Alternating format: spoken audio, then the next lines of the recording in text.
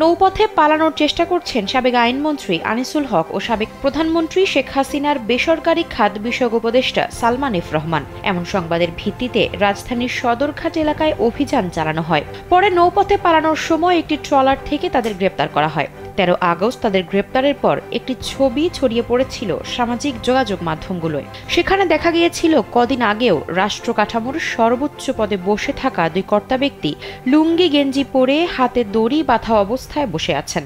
সেখানে আনিসুল হককে চেনা গেলেও সালমান এফ রহমানকে চেনা দেয়। ধরা পড়া এড়াতে নিজের দাড়িটাই জলাঞ্জলি দিয়েছেন আলোচিত ও সমালোচিত এই ব্যবসায়ী। 14 আগস্ট আদালত তাদের 10 দিনের রিমান্ড মঞ্জুর করেন। এরপর থেকে ডিবি হেফাজতে থাকাকালে নানা চাঞ্চল্যকর তথ্য দিয়ে যাচ্ছেন এই দুই হেভিওয়েট। দেশের যে কোনো প্রান্ত থেকে অনলাইনে নিজেকে দক্ষ করুন ক্রিয়েটিভ আইটি ইনস্টিটিউটের সাথে। কখনো বলছেন তারা সাবেক প্রধানমন্ত্রীর নির্দেশনা অনুসরণ করে কাজ করেছেন, আবার কখনো তারা দেশের অনাকাঙ্ক্ষিত পরিস্থিতির জন্য সাবেক স্বরাষ্ট্রমন্ত্রী আসাদুজ্জামান খান কামাল ও আওয়ামী লীগের সাধারণ সম্পাদক সাবেক সড়ক পরিবহন সেতুমন্ত্রী ওবায়দুল কাদেরের ওপর দোষ চাপাচ্ছেন।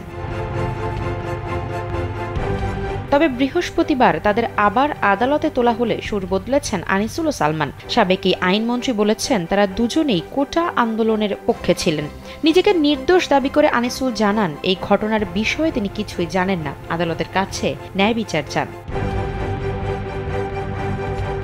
এদিন সকালে বাড্ডা ফুজি টাওয়ারের সামনে সুমন শিকদারকে গুলি করে হত্যার অভিযোগে করা মামলায় সাবেক প্রধানমন্ত্রী শেখ হাসিনার বেসরকারি শিল্প ও খাত বিষয়ক উপদেষ্টা সালমান এফ রহমান এবং আইনজীবী আনিসুল হকের 5 দিনের রিমান্ড মঞ্জুর করেছে আদালত।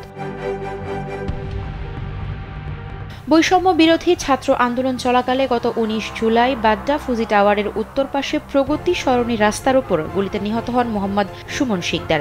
এই ঘটনায় তার মা মাসুমা বাদী হয়ে একটি হত্যা মামলা করেন। মামলায় সাবেক প্রধানমন্ত্রী শেখ হাসিনা সহ 179 জনকে আসামি করা হয়। ওই মামলায় অন্যান্য আসামির মধ্যে ছিলেন প্রধানমন্ত্রী শেখ হাসিনার বেসরকারি শিল্প ও বিনিয়োগ বিষয়ক উপদেষ্টা সালমান এফ রহমান এবং আইনমন্ত্রী আনিসুল হক। আফসারা নাজ, কালবেলা।